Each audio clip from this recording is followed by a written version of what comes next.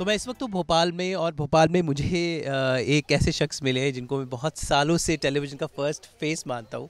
इनके शोज़ इतने सारे हैं, फिल्में इतनी सारी है, पर्सनैलिटी ऐसी कि अभी भी ऐसे लगते हैं कि पता नहीं इनकी त्वचा से इनकी उम्र का पता नहीं लगता, इंटरेस्ट, लेकिन अभी भी उतने ही हॉट लगते हैं। Thank you. मेरे साथ है रोहित सर, रोहित रॉय। एंड रोहित, तो मैं सच में कह रहा हूँ कि मतलब क्या खाते हो आप, क्या राज है जो अभी भी ऐसे ही हो? इस त्वचा का राज मैं क्या बताऊं आपको। मानसी मैम कौन सा चक्की का आटा खिलाती है आपको? चक्की का आटा खिलाती है, इसलिए हमेशा मैं फिट रहता हूँ, फाइन रहता हूँ। नहीं, लेकिन ऑन अ सीरियस नोट यार, ये जेनेटिक्स हैं। ये ऑब्वियसली माँ बाप की देन है, जो त्वचा और जो है। लेकिन मैंने हमेशा ये कहा है कि अगर आप पॉजिटिव सोचते हैं, पॉजिटिव रहते हैं, हर एक एक्टर की लाइफ में, ज़िंदगी में कितने उतार चढ़ाव आते हैं, लेकिन अगर हर माहौल में अगर आप खुश रहें, पॉजिटिव रहें और आपका ज़िंदगी को देखने का नज़रिया हमेशा कांस्टेंट रहे, तो आप हमेशा अंदर से हैप्पी और यूथफुल ही रहेंगे। ये youthfulness is not just what you look at, it's what how you feel and how you make others feel. You are happy to meet me after so long, so it's not about what I've done in my life as an actor, it's how I've made you feel the last time you met me, and that somehow it kind of goes round and round and round, and that keeps me the way I am. तो इस वक्त हमें भोपाल के Jahanuma palace में, और भोपाल में आप क्या कर रहे हैं? भोपाल में हम यहाँ पर हैं एक नए शो को शुरू करने के लिए। शो का नाम है शो स्टॉपर। फैशन इंडस्ट्री को लेकर ये कहानी है। कहानी में जितने भी पात्र हैं किसी न किसी तरह फैशन इंडस्ट्री के साथ जुड़े हुए हैं। मेरे पीछे वो हमारे दोस्त हैं, को स्टार्स हैं। दिगांगना मेरी बहुत फेवरेट रह चुकी है हमेशा से। मैंने बहुत टेलीविज़न पर इनका काम देखा।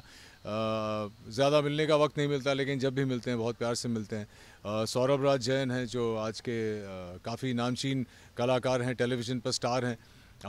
End of course the quintessential beauty of Indian television, Shweta Tiwari, जो मेरे ऑपोजिट है, वो भी यहाँ कहीं है। तो ये 4-5 लोग हैं, और उसके अलावा of course the senior most, the most lovable Kamaljit Singh.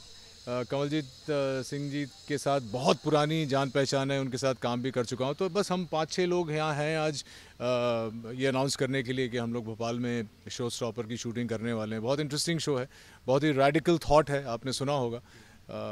So looking forward to this. तो मध्य प्रदेश के साथ एक कनेक्शन भी है आपका। So how is the city of Bhopal and the state of Madhya Pradesh connected? So I don't know how you know, but nobody knows this really. I've never spoken about it. A large part of my family was from Bhopal, and my parents also have stayed here for a bit because Dad was working here. Bhopal के साथ मेरा personal connection ये है कि I love the city of lakes, झीलों की नगरी जिसे कही जाती है। बहुत सुंदर जगह है, लोग बहुत अच्छे हैं, खाना बहुत अच्छा है, वेदर जैसा कि आप देख रहे हैं बहुत अच्छा है। ऐसा वेदर तो बॉम्बे में शायद ही देखने को मिले, फ़िलहाल मिल रहा है आजकल। कल काफ़ी ठंड थी, लेकिन it's a very nice beautiful place. लोग बहुत नम्र हैं। Entire Madhya Pradesh people are very very respectful. I just love the culture that is Bhopal and MP actually, sorry, not just Bhopal, MP. And I love the people, the way they speak, the way they react to you. It's not just because you're an actor. It's just, they're just nice people. So I'm very happy to be shooting here actually. देखिए, मध्य प्रदेश की जो हिंदी होती है वो सबसे clean होती है, क्योंकि सेंटर में है, वहाँ जैसे उत्तर प्रदेश में एक प्रभाव पड़ जाता है। एंड समवेयर आई थिंक आपका और रोनित सर का क्लियर डिक्शन के पीछे I think this place is there. ये साफ इसलिए क्योंकि एक तो ये है कि हम लोग कभी कलकत्ता में, प्रॉपर कलकत्ता में रहे नहीं हैं, तो वहाँ की जो छाप होती है वो पड़ी नहीं है। इनफैक्ट जब मैं कलकत्ता जाता हूँ तो लोग कहते हैं कि तुम बंगाली हो। नहीं, तुमको बंगाली बोलनी नहीं आती, जो सच है। मुझे ठीक से बंगाली बोलनी आती नहीं है, क्योंकि मैंने कभी लिखाई पढ़ाई बंगाली में नहीं की। And it's very important to write, to know a language very well.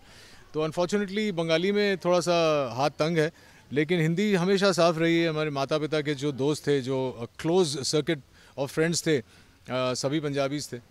तो हमारा रहन सहन भी पंजाबियों की तरह है, बोलना भी पंजाबियों की तरह है। तो हिंदी साफ़ है, और भोपाल में हमारे पूर्वज रह चुके हैं, तो कहीं ना कहीं ऑब्वियसली खून में चला आ रहा है।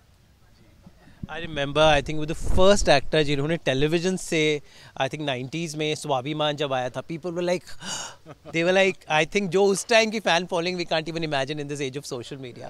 तो टेलीविजन का एक आपने उतार चढ़ाव देखा है। So how do you see the Swabhimaan से लेकर अब तक, how has the media, the whole scenario changed?